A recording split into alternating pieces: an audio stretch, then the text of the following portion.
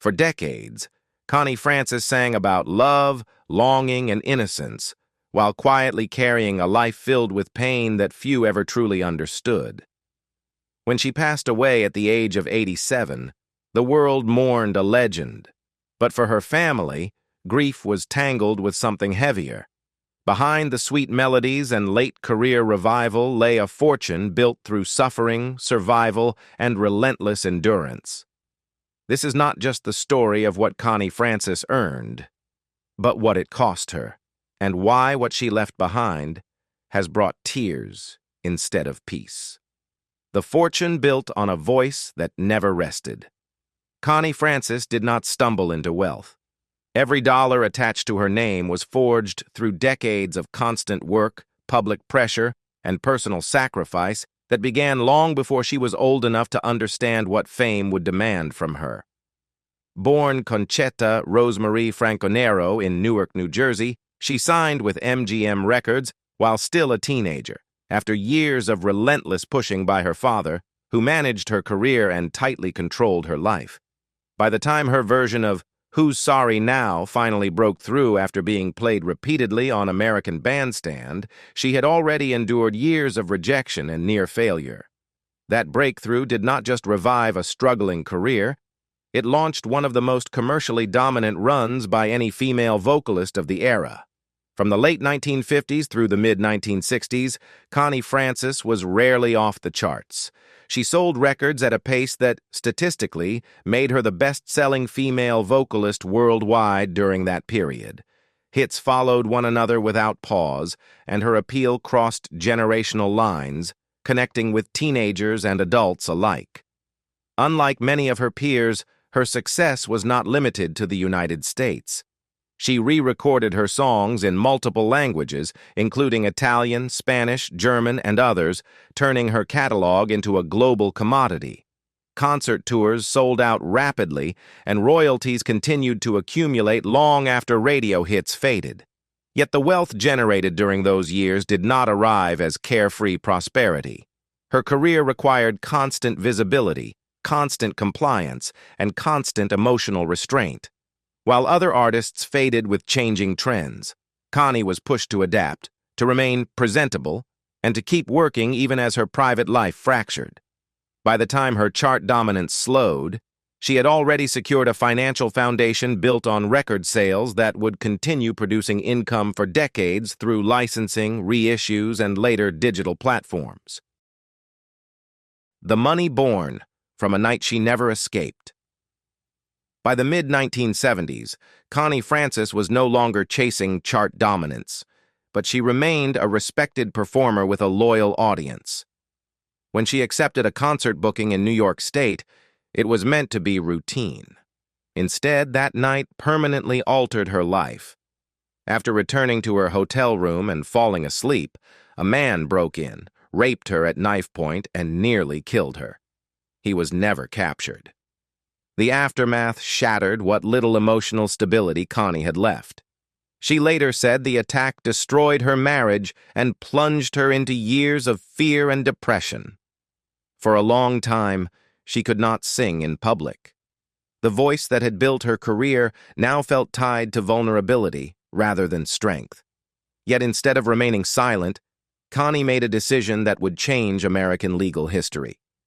She sued the hotel chain, arguing that inadequate security made the attack possible. A jury initially awarded her $2.5 million, later reduced to a settlement of just under $1.5 million.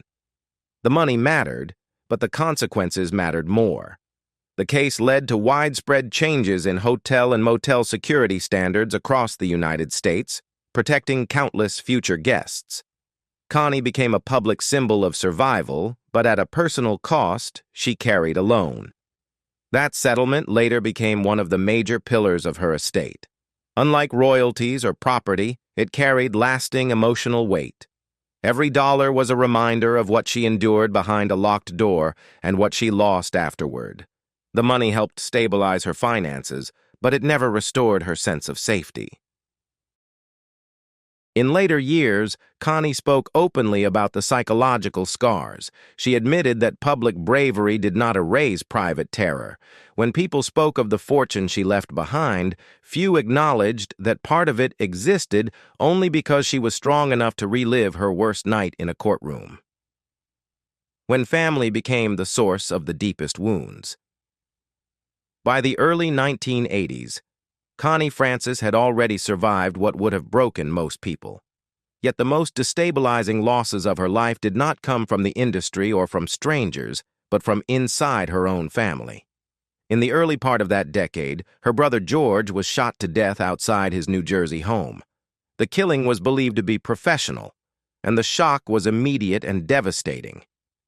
For Connie, this was not just the loss of a sibling, but the collapse of the last emotional anchor she had left. She later admitted that something inside her never recovered from that moment. The grief was compounded by unresolved fear, lingering trauma from the assault years earlier, and a sense that violence had now followed her into the private space she once believed was safe. What made the situation even more damaging was what happened next. Instead of receiving careful, compassionate mental health care, Connie was misdiagnosed as manic-depressive and involuntarily committed to psychiatric hospitals, a decision initiated by her own father. George Franco had controlled Connie's life since childhood. He had pushed her into music, managed her career, dictated her relationships, and ultimately destroyed her romance with Bobby Darin by threatening him with a gun. As Connie grew older, that control did not loosen. It intensified. When her mental state deteriorated after her brother's death, her father's response was not protection, but domination. Over the course of several years, Connie was repeatedly institutionalized, often against her will, spending much of the decade moving in and out of psychiatric facilities. During this period, her finances continued to grow quietly in the background. Royalties accumulated, reissues sold steadily, and licensing deals added to her assets. Yet Connie herself was largely absent from her own life. At one point, overwhelmed and disoriented, she attempted suicide by swallowing dozens of sleeping pills. She survived after falling into a coma for several days, but the damage, emotional and psychological, was profound. This was the paradox of Connie Francis's fortune. While her wealth remained intact and even expanded, the woman who earned it was stripped of autonomy. She later described those years as a time when money meant nothing because freedom was gone. The estate that would one day be discussed in financial terms was built while she was fighting simply to stay alive. Eventually, Connie found the strength to speak publicly about her experiences. She acknowledged the misdiagnosis, the harm caused by forced hospitalization, and the long-term consequences of trauma being treated as illness. In later years, she became an advocate for mental health awareness, using her story to help others who had been silenced or misunderstood. Love, marriage, and the man she was never allowed to keep. For all her success, Connie Francis never found stability in love.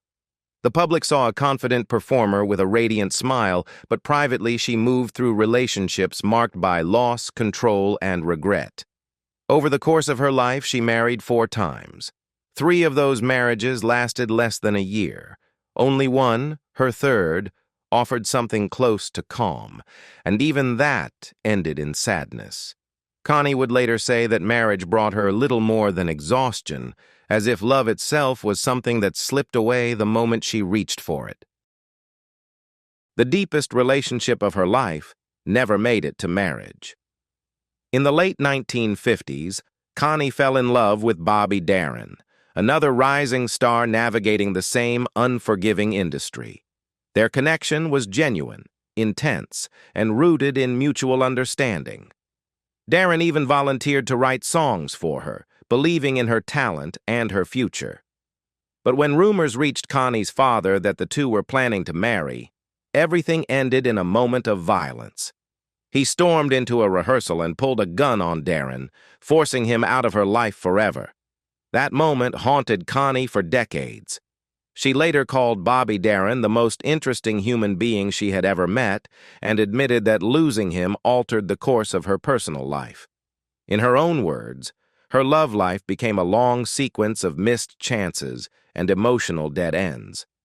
Even as her career continued, something essential had been taken from her without her consent. The loss was not only romantic, it reinforced the belief that her desires would always come second to someone else's control. Her later marriages reflected that damage. She entered relationships hoping for protection and companionship, only to discover instability or emotional distance. When she adopted a son, Joseph Garzili Jr., she finally experienced a form of love that did not come with fear or competition. She often described him as her greatest joy, the one relationship that gave her a sense of purpose beyond survival. Financially, these years were complex. Divorce settlements, legal fees, and periods of inactivity placed strain on her finances at times, particularly during the 1980s. Yet her catalog continued to earn quietly, insulating her estate from collapse even as her personal life unraveled.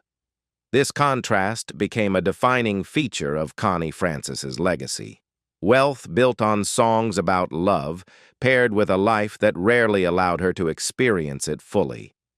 When she later reflected on her life in interviews and memoirs, her words were direct and unembellished.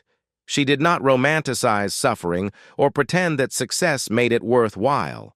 Love, she admitted, was the one thing she never managed to secure, no matter how famous or financially stable she became. The final years and a comeback that came too late. In the later chapters of her life, Connie Francis no longer chased recognition. She lived quietly, largely removed from the industry that had once demanded everything from her.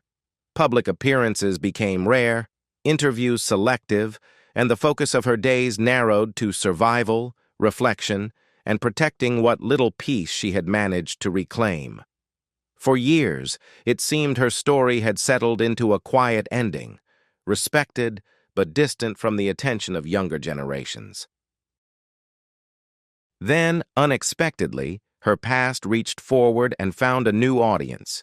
Just months before her death, one of Connie's songs resurfaced in a way no one could have predicted. Pretty Little Baby, a track that had never been a major single in its original release, began spreading rapidly on social media. Within weeks, it became a global phenomenon. Millions of short videos used the song, and billions of views followed. Young listeners who had never heard of Connie Francis were suddenly discovering her voice for the first time, connecting to its sweetness without knowing the pain behind it. For Connie, the resurgence was both moving and disorienting. In rare public comments, she expressed amazement and gratitude that her music was reaching a generation far removed from her own. The renewed attention translated directly into financial gain. Streaming royalties surged. Licensing opportunities expanded.